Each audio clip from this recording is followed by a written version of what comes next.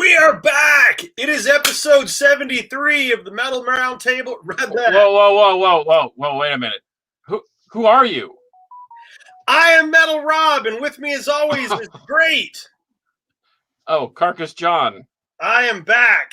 Yeah. 73. Episode 73 of the Metal Round Table. Okay, let's just start this again. Are you ready? Okay. We're back. It's episode 73 of the Metal Round Table. I am Metal Rob, and with me, as always, is the great Carcass John. There we go. And we've also got, let me see if I can do this right. That is Scott Whiplash Waters. Yes, sir. Who has been very graciously filling in and helping me out on the Metal Round Table. I appreciate that, brother. And then right down here, hang on. There he is. I'm trying to poke him in the head. Ding, ding. I can't do it. I can't figure it. Do we need to start over yet again? Ding, ding, ding. No, we're good. You're out of practice. You're out of practice. Yeah, it's been a minute. It's been a minute. So we are back, and with us again is Scott from No Life Till Metal. Appreciate you continuing to be on, brother, and I hope you'll stick with us as long as you would like to be with us. So Sure. We'll get this going. I'm going to introduce Chris in just a minute, but shout outs. I had something. I've already forgotten it. So I got to tell you, I've been talking about this on the Metal Rob show, and this is my shout out, I think. This new Chris Manning album that we've been talking about, it's going to be one of my albums of 2020 for sure, and we'll get to that. I also did a little mastering work for Under a Spell, so that was cool. Local DFW band. So that was neat. And what about you guys?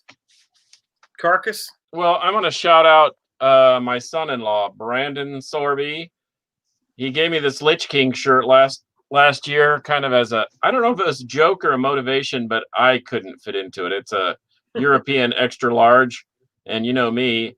But guess what? It slipped right on today, and it almost feels too big.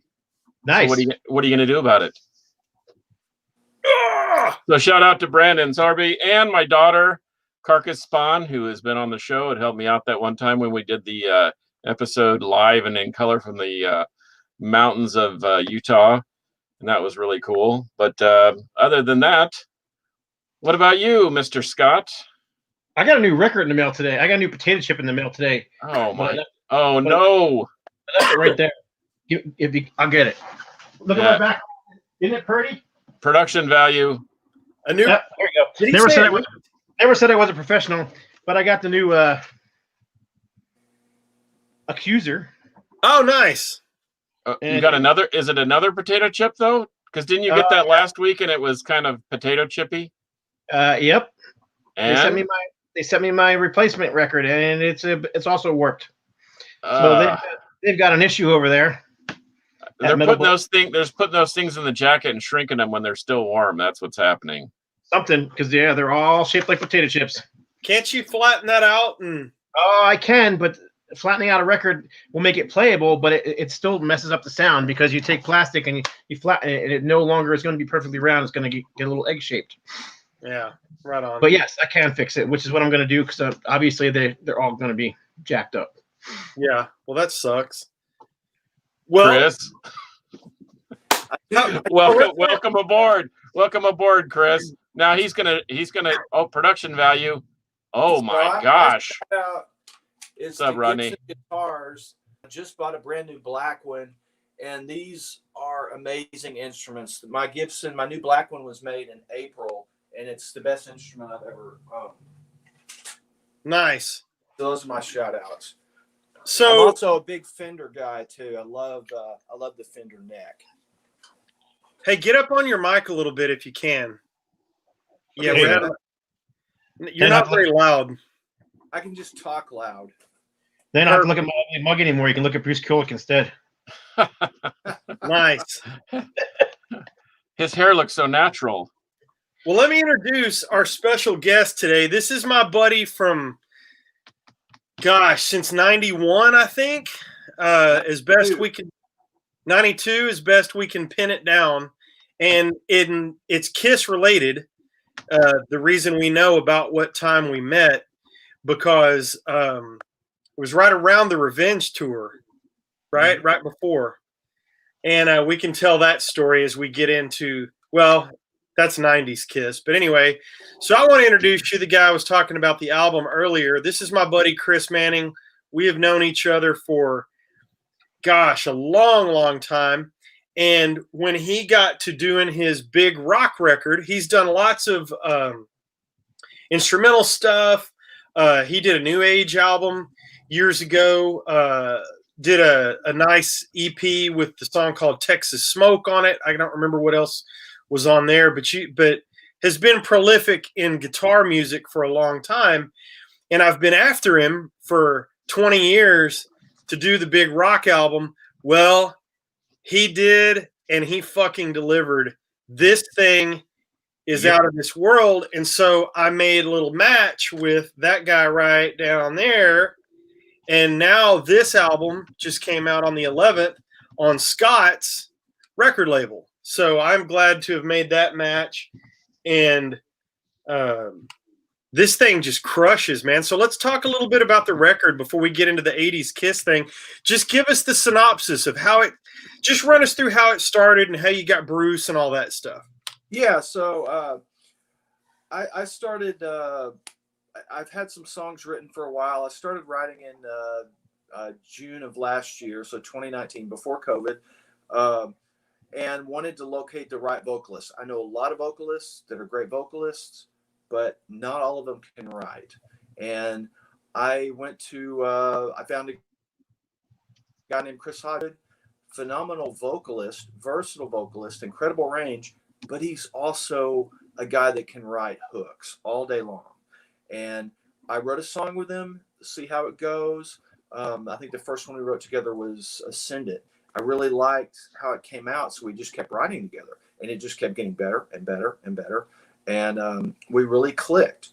Along the same time, I had started guitar lessons, monthly guitar lessons with Bruce Kulick, and kind of got to know him. Grand Funk played in the area not too long after I started lessons. Bruce gave me and my brother passes, got to hang out with him, play his guitar, and continued lessons. Well, my lessons started out on different guitar-related things, and they quickly evolved to, hey, I'm writing these songs. Let me bounce them off Bruce and see what he thinks of the arrangements. So that's kind of how it got started. And I, in the process, really learned a lot about songwriting and arrangements from Bruce, in addition to all the guitar stuff that he taught me. I'm still working with him. I'm still doing demos and bouncing it off, getting feedback from him. So it just kind of started that way. And before I knew it, I had 11 songs. And it's just a great record because it's so varied. It's written in 4 different tunings. There's blues, there's slide, there's metal, there's hard rock. It's all melodic, and there's tons of hooks on it. So if you're not a guitar solo fanatic, there's a ton of hooks in there, just great songs for you. If you love guitar, you love guitar solos, there's a ton of them in there, a lot of different styles.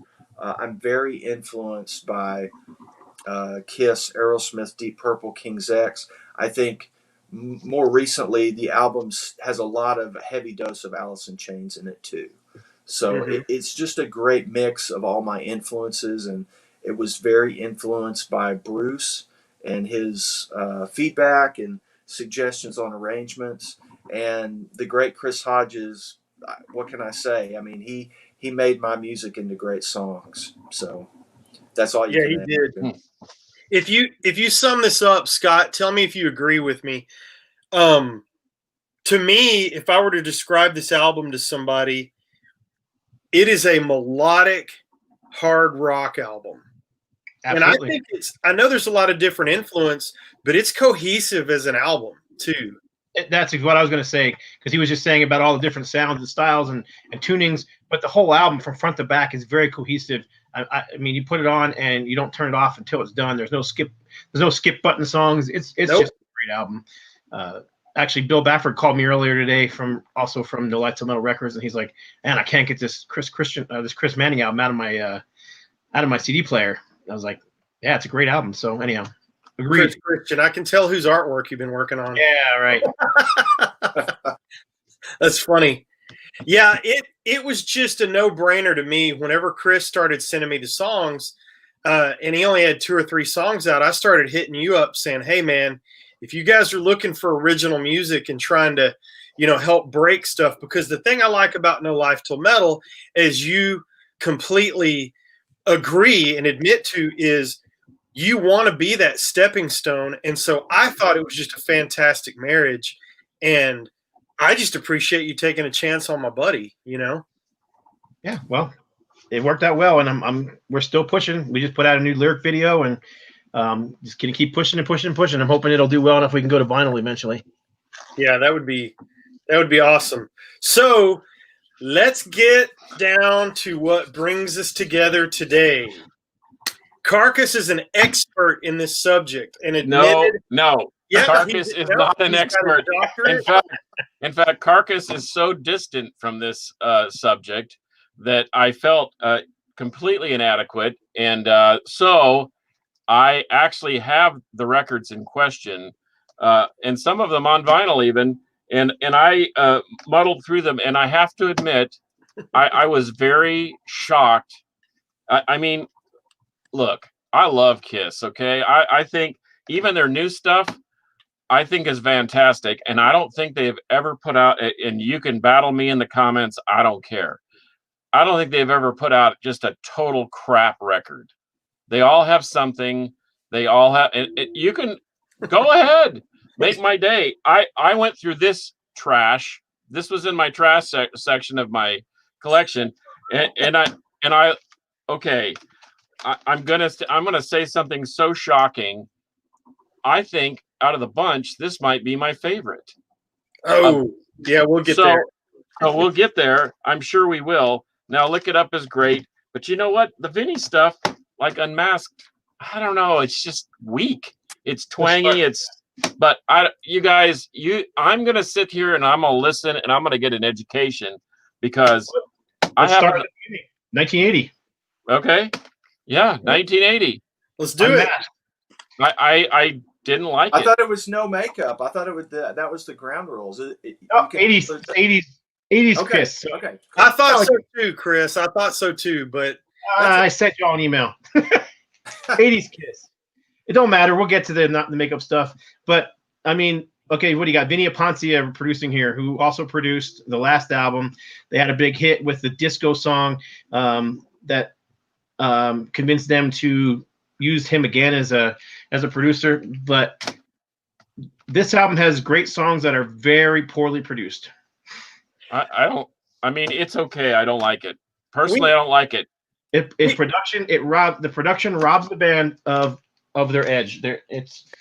We did a Kiss episode. Carcass and I did a Kiss episode early on, and we covered a bunch of this. But to me, I'm not going to disagree with you on the production, but I just felt like they were kind of lost right here. That's what it sounds to me like. I agree, because Kiss was trying to find their way, and Unmasked was just taking them a little more away from their core sound into a lot more pop. They started heading that way. You could argue with Love Gun, even though it's a great album, they got to Alive 2 and did Tomorrow and Tonight, and it's kind of going over, into what became Dynasty, and then Unmasked is just they continue to move away from their core sound. It doesn't mean there's not good songs on there, but it's too pop. It's not Kiss, and then they really lost their way when you get to The Elder. I don't know what the hell they're doing. Luckily, they regained their footing by the time you start talking about Creatures and of course Lick It Up, which is a massive. I looked up both. Sorry, go ahead. I think that this song I like Is That You. I like Tomorrow. I think Torpedo Girl is funny as hell. Yeah, Ace has got 3 great songs on that album. All 3 Ace songs are really good, but they're destroyed by weak guitar tones, weak drumming. It's just not. It's destroyed by the Vince Poncia production. This is just lost to me. So I want to get through that one. I want to get through The Elder, And Well, hey, then, let me read this quote to you because I looked up a quote from Paul Stanley about Unmasked. This is off of Kiss Behind the Mask, and this is Paul Stanley himself. I would give this album 1 star. A song like Tomorrow is a great song, but I think Unmasked is a pretty crappy album. It's wimpy. A lot of those songs started out much ballsier, much more heavy rock and roll. Somehow they lost something along the way to vinyl. I have to agree with Paul Stanley. well, I'd love to hear the demos, because then, I mean, there's not a whole lot to say here. No. There's a lot to say there. Why I don't not? know It's what weird, to but it's say. kind of cool. It's kind The of A cool. song, and then Yeah. World Without Heroes is great on the Unplugged. The Unplugged set they did live. World Without Heroes is great, but I just can't even listen to that album except the A song. Yeah. I don't get it. I just, It's a great song. I like I as well. yeah, it's okay. I just don't know what's going on here. I haven't. I even listened to. I probably listened to it once a year just for grins. And then I'm gonna skip this because it's just a compilation. But It's not a compilation. There's What? some great songs on it. It's not just a compilation though. well, because it has 2 new songs. It's got 4 I new thought it had songs. more than that. It's got 4 songs on it. What are you This talking was- about? Okay. Yeah. Oh, Nowhere to yeah. Run. This album tanked for the band. It was the wrong album for the wrong time. That's just the way it is. It was the wrong producer. Ace Frehley lost it during this time because he knew that the band needed to go back and do a heavy metal record, not some fancy ass artsy prog rock record, which is what they try to do here. Kiss doing prog rock is just bullshit. Scott, please tell us how you really feel. I'm not quite sure about this. But Polydor, or who was their European label at the time, were like, that album sucks. We need a new album now, and we need some rock and roll. We don't want any more of this prog stuff. So they recorded these 4 songs, and that was basically what Killers was for the European market to say, hey, Kiss is back. They're playing rock and roll. They're no longer, doing artsy stuff. Okay, well, I don't want to spend a ton of time on this, but I got a question. Where are you getting 4 songs? I know I'm a Legend Tonight, Down on Your Knees, Partners in Crime, but what's the 4th one?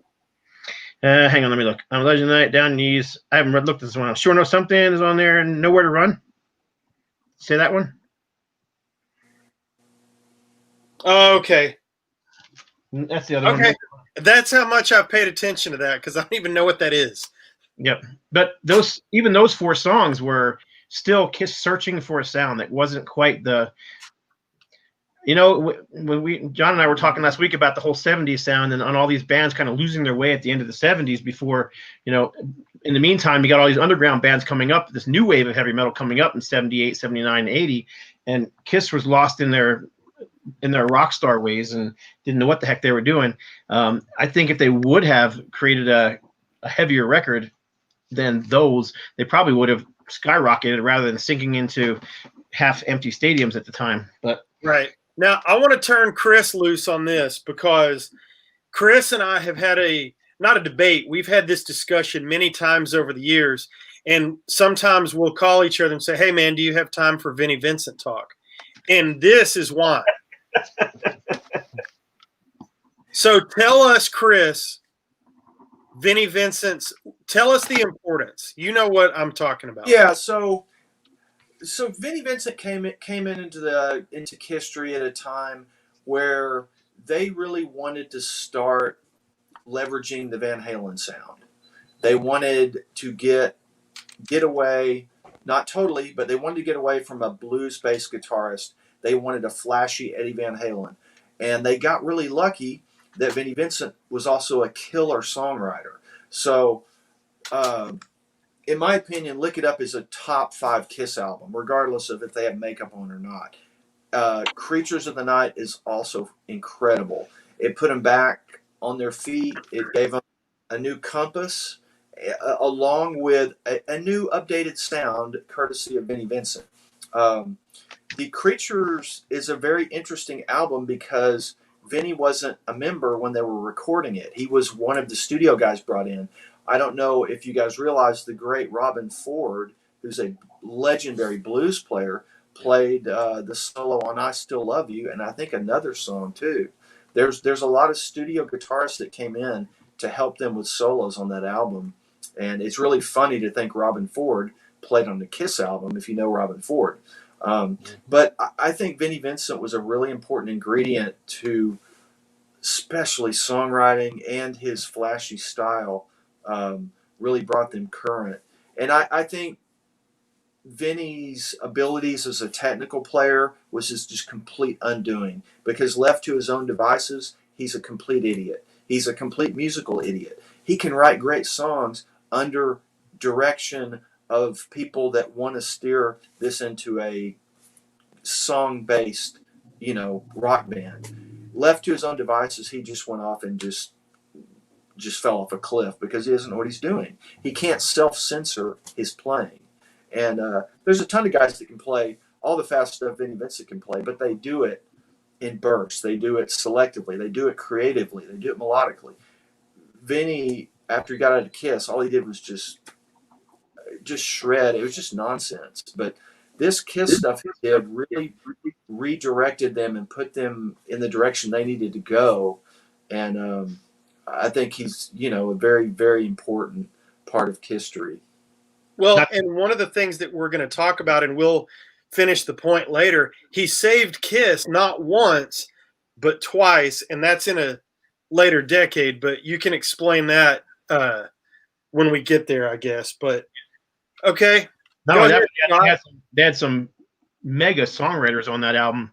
As before, it was pretty much the band writing their own songs. Well, they brought in a lot of outside songwriters for this album, including yeah, go ahead. Brian Adams. Yep. Of all people. Yep. Desmond Child, Juan Beauvais. Wasn't Jean Beauvais? Wasn't he with the Plasmatics? Was that the same guy? Yes, that's him. Crazy. What? Nice. I didn't do that. Yep. Hey, what? The insect warfare guy knows that Kiss I fact, had and no you idea that. And you didn't. Bouvier. Yep. He actually played some bass on some Kiss albums and did some songwriting with Kiss. And Gene didn't play much of the bass on Creatures of the Night. That's a killer record, by the way. I really like it. I really like that too.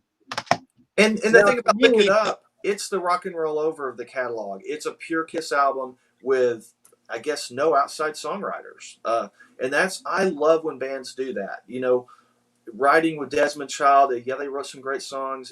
Steven Tyler and Joe Perry did that with Aerosmith. Lick It Up is a pure Kiss album, just like Rock and Roll Over. It's I'm looking at the credits, and you're exactly right.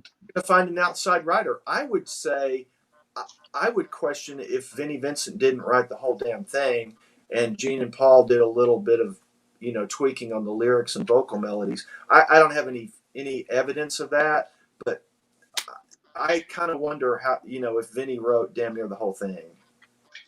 One thing that we've neglected to say too is since 1981, they brought in also Eric Carr on drums, which also brought a new element into the band. Eric Carr is a massive drummer. He was, on the version that you showed, John, that version of Creatures of the Night, that the drums are pared down and the whole mix is kind of crappy in my opinion. On the original one, the freaking drums are cannons. On the blue cover, yeah, the original mix. Agree. And in any case, I just didn't want to forget how important Eric Carr was to that sound as well. Very true. And Scott, I have read more than once the Creatures of the Night drum.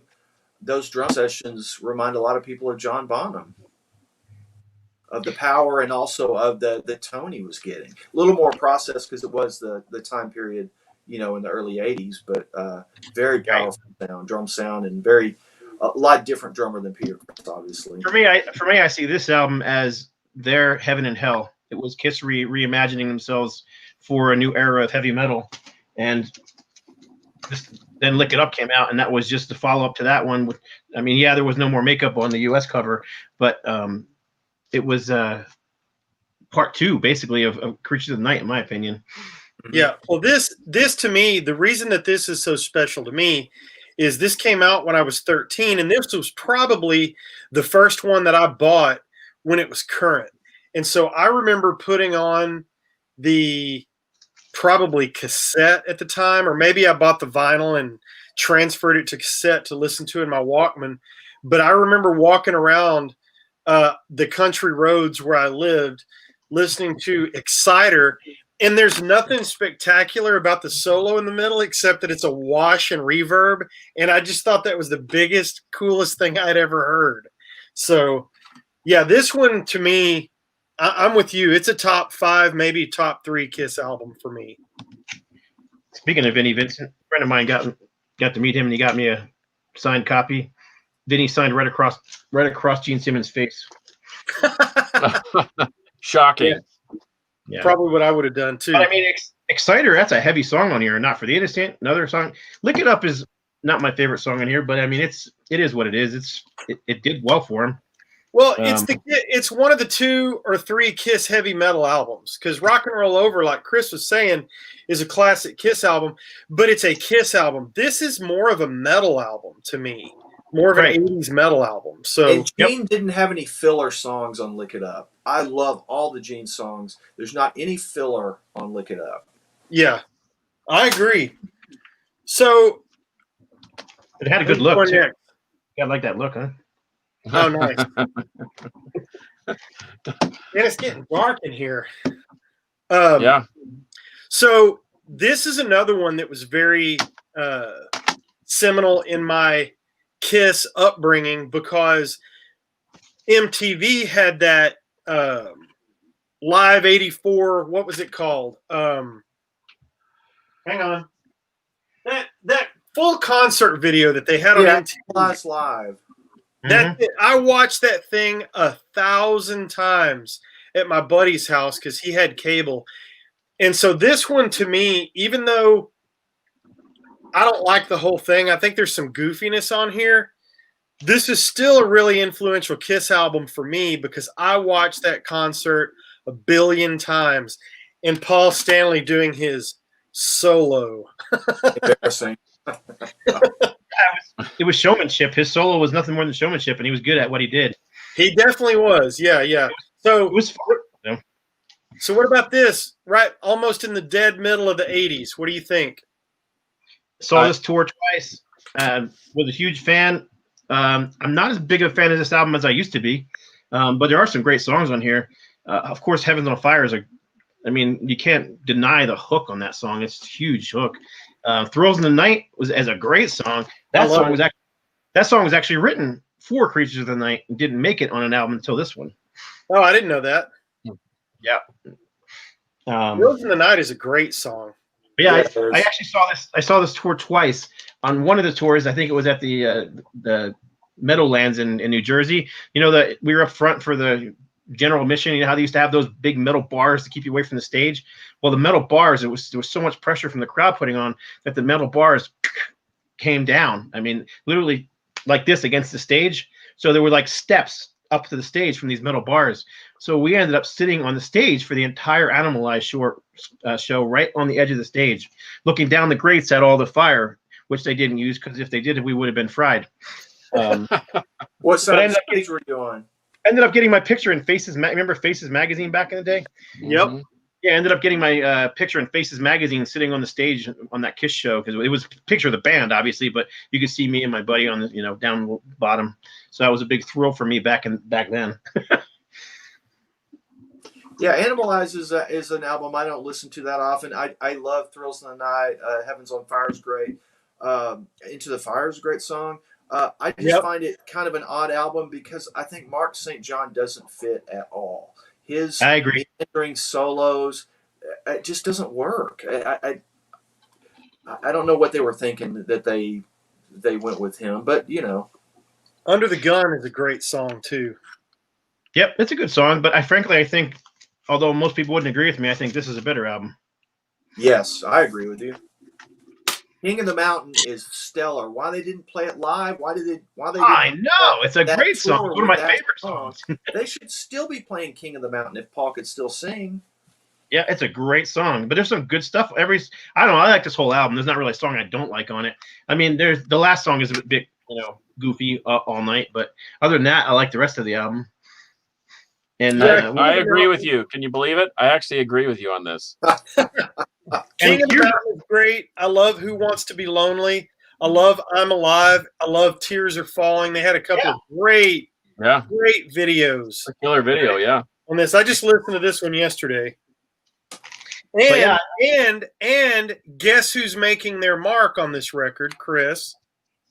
Bruce Kulick. Yeah, he is so stellar on that album.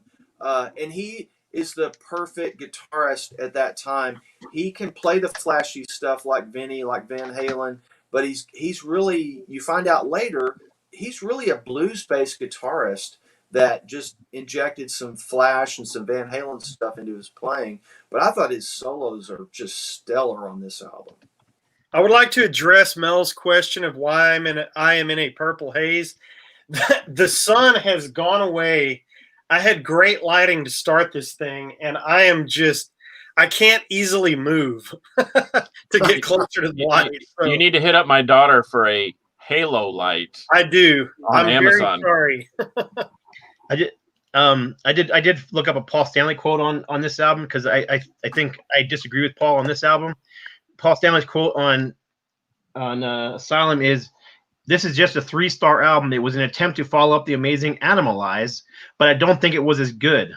Other than Tears Are Falling, I think it was a reworking of past ideas." That was what Paul said about the album. Maybe Paul was sniffing the paint that from one of his portraits that he was painting. I don't know, because reflectors were blinding him. I disagree. I don't know how you can listen to King of the Mountain and say that's a weak song from Kiss. If you like it, it's not. It's just not a weak song. It's a good song. So, whatever. I'd love to have seen that tour, but I didn't get my concert career started until '86, unfortunately. This came out in '85, and so I completely missed it. In fact, I don't think I even saw Kiss until '90. But before we get there, before you go real quick, I got Gene Simmons' quote on this one too. He says, "This is only 2-star record. In the same way that Rock and Roll Over and Love Gun were sister records, we were desperately trying to recapture who we were in the 70s, but also didn't want to sound 70s, which is why we got a faster guitar player. It's sort of a weak record." Disagree. Disagree. Gene, you're dumb. And I don't before agree we with go you. to Crazy Nights, realize that because of Paul, they squandered 12 months of inactivity so they could wait around for Ron Nevison, the producer who had produced hits for Heart. Cheap Trick and Ozzy. Yeah, to wait around for that guy to be available.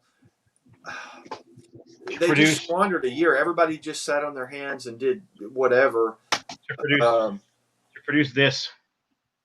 And I'm a fan of Crazy Nights. I wish that it could be remixed. I think it's one of the most amazing set of solos that Bruce has ever done, regardless of the quality of the songs. I think it's a really strong record. I just wish it had been remixed. I wish they had not waited a year. I put these two together. I think it's a producer problem more than anything else, than a songwriting problem. Wrong producer for that record. This record. for me is solid. I actually give this a nod over Asylum. That's just my opinion. I might even like this song for song a little better than Animalize. Yeah, man, there's some good stuff on here. Crazy Nights is good. But Turn on the Night, I could play that over and over and over. And I don't know if that's in their, repertoire ever. I don't know if they've ever played that live, but that's what I know. This album is also Paul Stanley at his peak vocally. I mean, the stuff he was pulling off vocally is amazing on this album. Yep, I agree. But then you get some of the lyrics are kind of wretched though. Bang bang you and no. That one's that one's I don't know. I don't dislike this album, but it is definitely not one of my favorite Kiss albums. Now, somewhere around that time, or is when Chris and I dogged the trail of one Bruce Kulick at the guitar show, and I got this card signed. I know I'm in a purple haze. Somebody buy me a freaking light. My light's like a freaking floodlight, so I'll share with you. I've got to fix this. Yeah, we ran into Bruce at a guitar show. I think, was that around, I don't know, 92, I guess. 92, 93, probably. Yeah, so that's when I got that signed. That was pretty cool. Glad to still have that. It pairs nicely with the Chris Manning album. Up next. Oh, okay. I skipped the compilation. Sorry. And again, it's not just a compilation. So you had a couple new Yeah, songs. let's put the X in sex. Oh, yay. Oh, I'm glad we missed that. I mean, I'm glad that was on there somewhere. Yeah, it's just not. It's not a good compilation. It's not good. The new songs aren't good. I think even Paul Stanley said something about the songs being crap. I got the quote here somewhere. Oh yeah, here it is. Paul Stanley from Face the Music. He says the songs were horrible. Rock Hard was written by me and Desmond Child. Diane Warren, a case of these great minds going terribly wrong. X and Sex wasn't much better. Amen to that. It was horrible. But anyway. Yeah, I would say one thing about that album. The mix on Love Gun is my favorite mix. If you listen to Ace's solo, the outro solo, you can hear a little bit more than you heard in the original mix from Love Gun. It's just a really great mix. I think his it's not remastered, it's remixed. And I love the mix on Love Gun on that album. I need to pull that out and check it out. I don't think I even ever knew that it was remixed. Well, then having Eric Carr is actually a good singer, but having Eric Carr sing Beth was just a bad idea as well, in my opinion. Yeah, I think you've got to leave the classic alone. That's a Peter Criss song, period. That's just Paul sticking it to Peter. I mean, it was that, but I mean, it's really he was sticking it to Eric as well. I mean, because Eric had wanted to sing on a Kiss record for a while and had sang on demos and done a good job at it, but yeah, they just wouldn't let him sing on a record because I guess he wasn't really an equal member at the time. So, or I don't know, he never was, I guess. But in any case, this is where I saw Kiss for the first time. Great tour in Dallas at the Starplex. And my favorite thing about the entire show was they opened with I Stole Your Love because they started going back and playing the classic Kiss songs again. And I was thrilled to death that that's what they did. And my favorites on here, I like Rise to It, Hide Your Heart. Check. Yeah, Boomerang. and other than that, I'm kind of out. I think Forever is an incredible song. Me and my wife Forever is love fantastic. that song. I think that's an incredible ballad. The solo that Bruce did in that, I think might be his best solo he's ever done. Period. I just think it's great. And a little bit of trivia on that song and that solo. Bruce told me that he had worked up, I think most people know he had worked up an electric solo and they came in at the last minute and said, do an acoustic solo. He's like, what? I've been working so hard on this electric solo. So Paul told him, I want a solo, an acoustic solo that's kind of like the Zepp song, Thank You. And so that's the instructions he was given. Huh. Well, Okay, it there's a deep cut on here that I love. I'm not a big fan of this album, but You Love Me to Hate You, I think is a great song. It's a very deep cut for sure. Another thing about this one is that finally Eric Carr is given a chance to sing on an actual song that he wrote as opposed to, Beth. And I think it's a decent song. It was Cadillac Dreams, right? Is that the correct song? Oh, yeah. It's Little Caesar. That's it. Little Caesar. You're right. Thank you. Yeah. Yeah, you're right. You're right. Gene sings Cadillac Dreams. You're right, yeah. And then Hide Your Heart was also recorded around the same time, if not a little earlier, by Ace Frehley on his solo record. And I mean, maybe I'm biased because I'm just a huge Ace fan, but I kind of like Ace's version better. And let me ask an ignorant Kiss question. Isn't that a cover? That is a Paul Stanley composition that he sold out so that other bands recorded it. So there's actually like 5 or 6 versions of that out there, as I know. Molly Hatchet did a version of it, which is just god awful. I love Molly Hatchet, one of my favorite bands, but they should not have gone pop direction. That's just. Thought, for some reason, I thought that was a cover tune. Nah, it's Paul. I'll check it real quick, but I'm almost 100% positive that it's a Paul Stanley composition, and Ace Frehley recorded it. I think it's co-written with Holly something. Maybe Holly. Do you guys know what the Hot in the Shade album was originally going to be named? No. Condemnation. What? Condemnation. Oh boy. Not a great idea. Just when you don't think Kiss can be any more cheesy. Well, they had just put the X in sex, and so they wanted to keep it. Of course. You know? Yeah.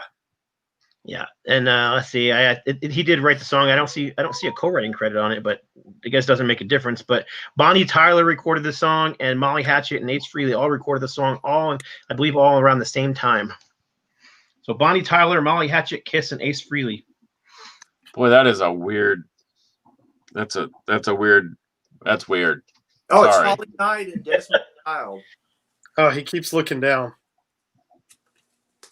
And So John and Brendan for me to see your last name in an email because I wanted you to just be Carcass John. Now, sorry about that. Yeah. Well, that is about all I've got on 80s Kiss. Have you guys got any parting shots?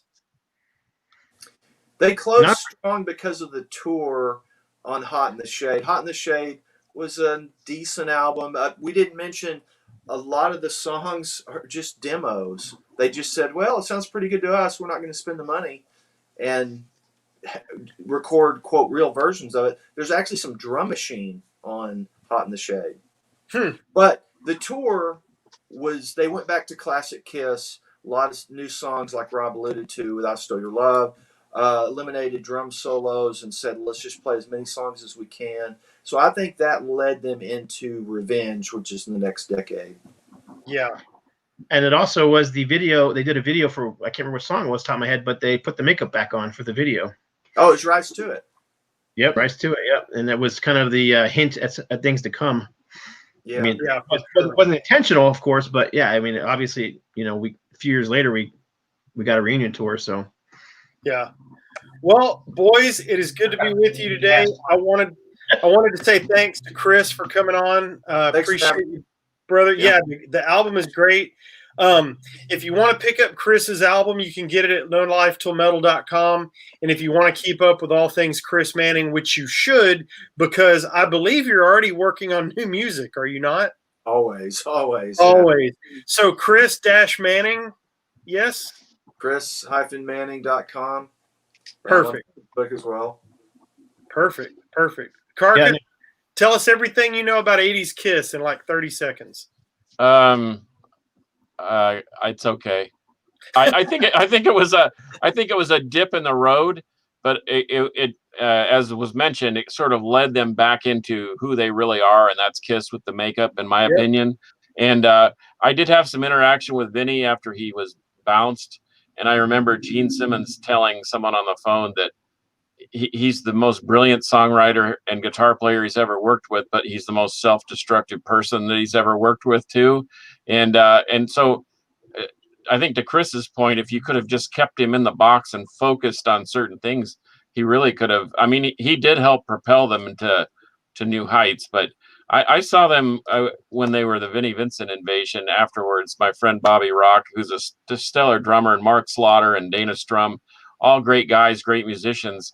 I remember working the show at the Rock Zone in Houston, of all places, which is now a Help Ministries place. It's really a bizarre twist of fate. But I remember Vinny was nowhere to be found. They weren't quite sure where he was, but Mark Slaughter did the sound check, and they sounded better as a three-piece than they did as the Vinnie Vincent Invasion. It was really strange.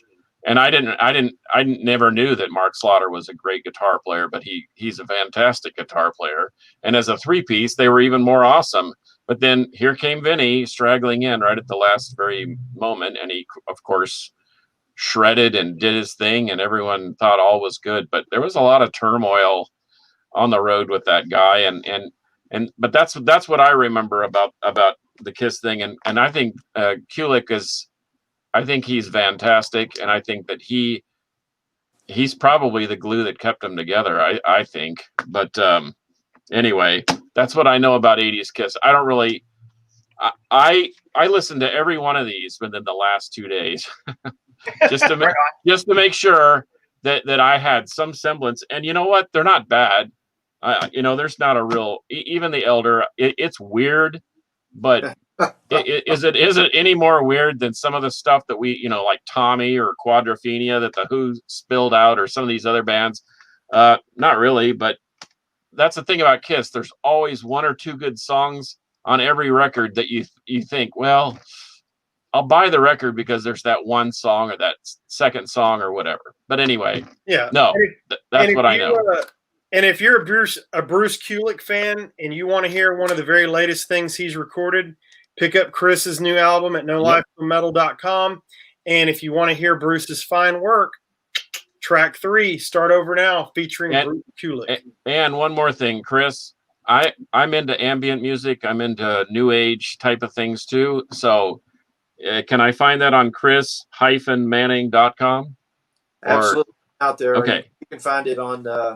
Are you on BAM? Digital versions as well. Okay, because I'll be all over that, because I'm anxious to hear the record, the new record. But I'd love to hear the other stuff. How come Rob didn't say anything about you? How come Rob didn't say anything about the Faith Bomb era? No. What? I don't know. Why not? About prank call. Well, the ambient, hey John, the ambient stuff. There's a song that I did that's on the new No Life Till Metal Christmas sampler. So there's a song on there, song 2. It's very laid back, chilled, ambient stuff, instrumental stuff that I did. So if you get one of those, if you order from No Life Till Metal in November, what are the dates, Scott? It's this coming weekend. This Friday, I believe this is Friday, Saturday, and Sunday. They're having their big Black Friday sale, and you will get the Christmas CD compilation, which has 2 tracks from Chris Manning on it, including the one you just talked about, an instrumental, which is titled Winter's Journey, as I believe. Correct. And you get that for free. I believe that the comp is free with. There's a fly in my room, driving me absolutely bananas. I just thought you were doing Barney Greenwave there for a minute. Spider web. I'm just fighting this fly, man. He's huge. Anyhow, but yeah, NoLifeTillMetalRecords.com, NoLifeTillMetal.com. Both of them will get you there. And yeah, big sale this weekend. So all the Rocks records as well. All that stuff is going to be on sale. I don't know the exact sale price, but Bill Bafford usually gives killer deals during Black Friday. So cool. Plus he gives you all kinds of stuff. I'm happy to support that.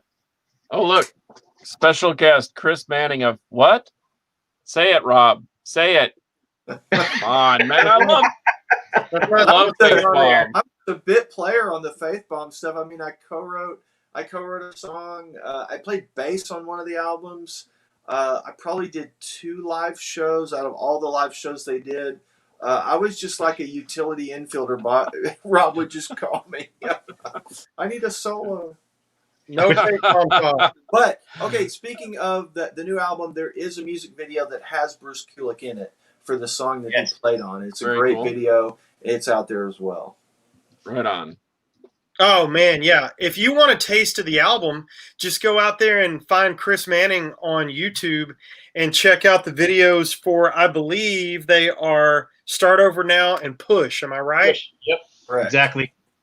Yeah, because that gives you a fantastic taste of what you're going to get on the record, even though the best song is Sharp. Did I say that out loud? I did get to. I was allowed to help create the track list, which I appreciate very much, and I pushed hard to get Sharp number 1. You did. I wanted the most pummeling, badass song first, and that That is not to undersell the rest. Gosh, we could keep talking about this all day. I'm going to. Sharp, 10 out of 10. Get Me Out, 10 out of 10. Start Over Now, 10 out of 10. Push, 10 out of 10. One of the things that is well, I'll let you talk about it. Sovereign. I don't know how much you want to talk about Sovereign or where it came from or anything, but that is just a show-stopping great Yeah, song. Sovereign is. I used to be in a band called Divinity in the late '90s, and we were actually playing in Houston one night, and our vocalist came up to me and said, "Hey, this drummer, he says he's in a band, wants to talk to us." And I look over and it's Jerry Gaskill of King's X. I'm like, "Oh my gosh, I'm a huge fan." Anyway, Divinity was a really great original band that I was in, and there's a guy, Dimitri, that was the lead vocalist of that band and guitarist as well. And he actually wrote lyrics to Sharp, which is the first song on the album.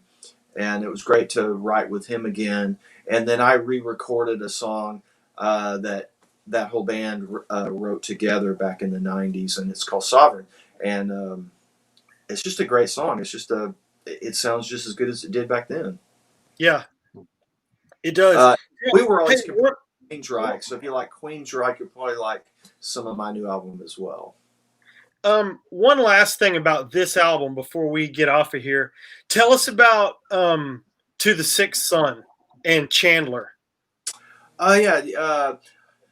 So me and a Dallas songwriter wrote that song together. It's an epic song. It's like over 6 minutes long. Has some good ambient stuff in it at the beginning too, John, and at the end. Sweet. It would be right at home on a concept album. But the guy that I got to perform the vocals on that is Chandler Mogul, who's an amazing vocalist, just like Chris Hodges is. And Chandler actually sang on Punky Meadows' solo album. Oh, wow. Punky Meadows of Angel. So that's how I found out about Chandler Mogul, and I actually found him, contacted him about singing on The Sixth Sun. And he does, right before my guitar solo in the middle of that song, he does a scream that I can't compare to anybody but the great Glenn Hughes. If you've heard Glenn Hughes sing and scream, Chandler can do Glenn Hughes. And so that's the bonus track. And it's a great song, and Chandler just knocks it out of the park on the vocals. And he's a phenomenal vocalist, just like Chris Hodges is. Both those guys are also doing tribute bands. Chandler's in a Foreigner tribute, and Chris Hodges is in Linkin Park tribute. I'm in a Zeppelin tribute, so I love playing Zeppelin. So there's a little bit of Zeppelin on my album too.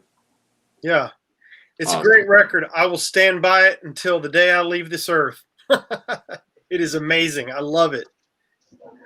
Is that it, boys? Are we good? That's it for me. Unless you want to talk about Osric Tentacles or Insect Warfare. Nope. Fair enough.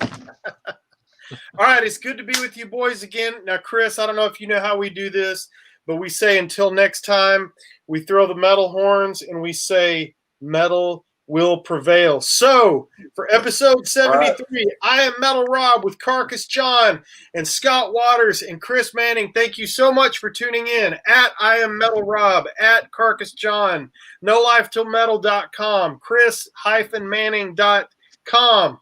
Hit us up. We love you so much. And until next time, metal will prevail.